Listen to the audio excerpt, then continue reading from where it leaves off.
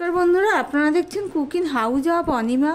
আজকে এমন একটা টিফিনের রেসিপি তোমাদের সাথে শেয়ার করব, সেই স্কুল বা অফিসের টিফিন বক্সে সকাল বা রাতের ডিনারে এই ব্রেকফাস্টটা সহজেই তোমরা বানিয়ে ফেলতে পারো। তার জন্য দেখো, আমি এখানে এক বাটি সুজি নিয়েছি। এই সুজির সাথে আমি আরও কিছু জিনিস দেব, তোমরা দেখতে থাকো বন্ধুরা। সবার প্রথমে আমি সুজিটা একটুখানি ডাস্ট করে নেব।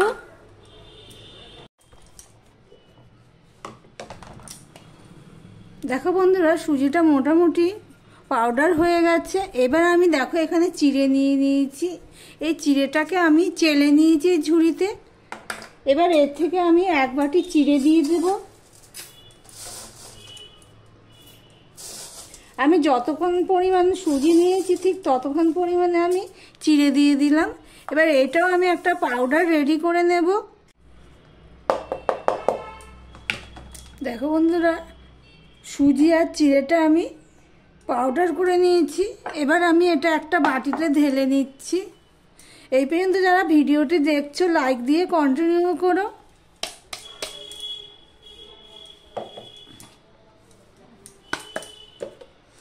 এবারে দেখো, আমি ঘরে পাতা টক দই নিয়ে নিয়েছি এক বাটি। আমি সবে এক বাটি করেই দিচ্ছি। এবার বাটি ধুয়ে আমি আরেক বাটি জল দিয়ে দেবো।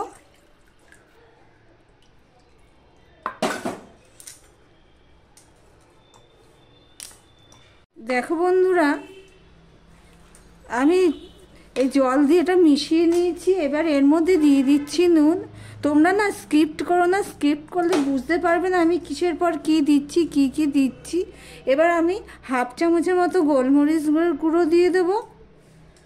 দেখো এখন এই অনেকটাই ফুলে উঠেছে, আমি আরেকটু জল দিয়ে দিচ্ছি।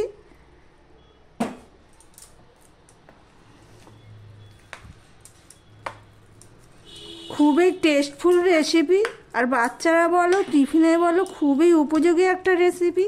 তোমরা ট্রাই করে দেখতে পারো আমি যেইভাবে করছি। দেখো বন্ধুরা, এটা আমি 10 মিনিটের জন্য রেখে দেব। আর এর জন্য যা যা লাগবে সেগুলো সব আমি রেডি করে নিয়ে ফিরে আসছি। সঙ্গে থেকো বন্ধুরা। দেখো বন্ধুরা, একটা আলু আমি খোসা ছাড়িয়ে ধুয়ে নিয়েছি। এবার এই আলুটাকে আমি গ্রেট করে নেব।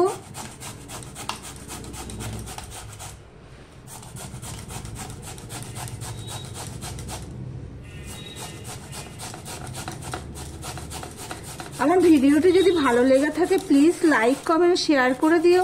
আর যারা নতুন বন্ধু ভিডিওটি দেখছো এখনো পর্যন্ত সাবস্ক্রাইব করোনি, তাদেরকে বলবো চ্যানেলটি সাবস্ক্রাইব করে পাশে থাকার জন্য।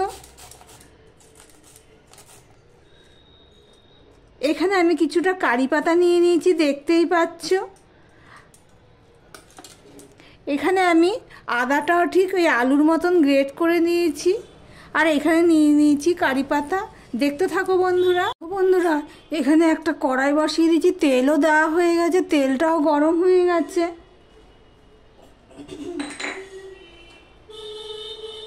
সবার প্রথমে আমি দিয়ে দিলাম নুন, দিয়ে দিলাম সর্ষে। আর এখানে যে কারি পাতাগুলো আমি নিয়েছি সেগুলো আমি সর্ষেটা হতে হতে কারি পাতাগুলো আমি ছাড়িয়ে নিচ্ছি, দেখতেই পাচ্ছ। খুবই হেলদি একটা রেসিপি। এটা তোমরা দুপুরেও খেতে পারো, যারা টিফিনে বক্সে ভরে, যারা স্কুল বা অফিসে নিয়ে যাও। এবার আমি সর্ষেটা ফোড়ন, দেখো সামান্য কিন্তু তেল দিয়েছি, আমি খুব একটা তেল দিইনি। আর আমি নুনটা দিয়েছি সেটা হলো তোমার এই সবজি অনুপাতে নুন দিয়েছি, সবজির টেস্ট অনুযায়ী আর কি নুনটা দিয়েছি।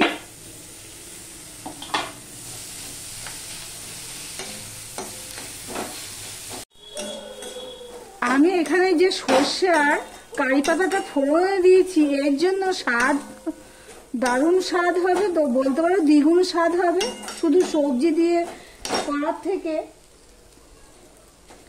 আমি তোমাদের সাথে কথা বলতে বলতে আলু আর গাজরটা আমি দিয়ে দিয়েছি, দেখতেই পেয়েছো বন্ধুরা। আমি এখানে অল্প একটু চিনি দিয়ে দিলাম। তোমরা চাইলে চিনিটা নাও দিতে পারো, তবে চিনিটা দিলে খেতে স্বাদ হবে। এবার আমি গ্যাসটা অফ করে দিলাম। আমি কিন্তু খুব একটা ভাজলাম না, জাস্ট ওই তড়কা বলো ফোড়ন বলো ওই জন্য আমি সবজিগুলো দিয়ে মিশিয়ে নিয়েছি। গ্যাসটা অফ করে দিয়েছি। এদিকে দেখো পুরো ফুলে টাইট হয়ে গেছে। আমি একটা বাটিতে আমি এই সবজিগুলো সব নিয়ে নিচ্ছি। এখানে তো ধরবে না, তাই জন্য এখানে আমি সব গুলে নেব। খুবই টাইট হয়ে গেছে।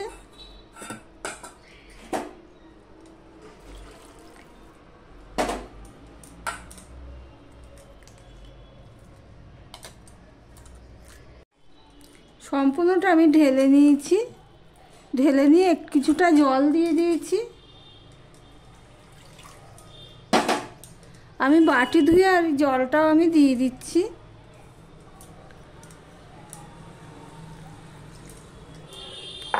দিয়ে আমি একটা ব্যাটার রেডি করে নিয়ে ফিরে আসছি। দেখো বন্ধু, এখানে একটা ফ্রাই প্যান বসিয়ে দিয়েছি। ফ্রাই প্যানটা গরম হয়েছে, হাত দিয়ে দেখতেই পাচ্ছি ফ্রাই প্যানটা গরম হয়েছে। এবার এর মধ্যে আমি দিয়ে দেবো একটুখানি সাদা তেল। সামান্য পরিমাণে সাদা তেল দিয়ে দিচ্ছি, দেখতেই পাচ্ছ। সাদা তেলটা দিয়ে আমি এইভাবে পুরোতে নাড়িয়ে নিচ্ছি জায়গায়। এবার যে ব্যাটারটা আমি রেডি করে রেখেছি সেই ব্যাটারটা আমি দিয়ে দিচ্ছি, দেখতেই পাচ্ছ। এক হাতা করে ছোট ছোট করেই করবো, তাই জন্য আমি তাড়াতাড়িও হয়ে যাবে।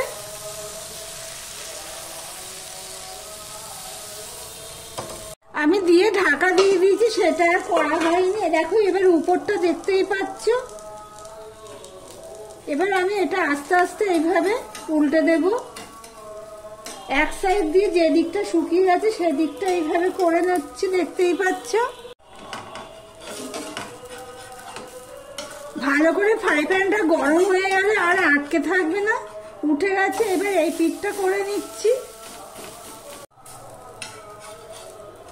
দেখো এই পিঠটাও হয়ে গেছে। এবার আমি এটা তুলে নেব। দেখো বন্ধুরা, সমস্ত আমার সবজি পাওয়াটাগুলো রেডি হয়ে গেছে।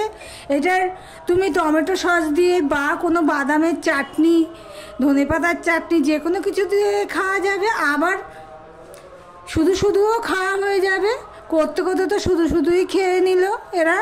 তাহলে ভিডিওটি আজকের মতন এখানেই শেষ করলাম। আবার অন্য কোনো রেসিপি নিয়ে চলে আসবো। টাটা।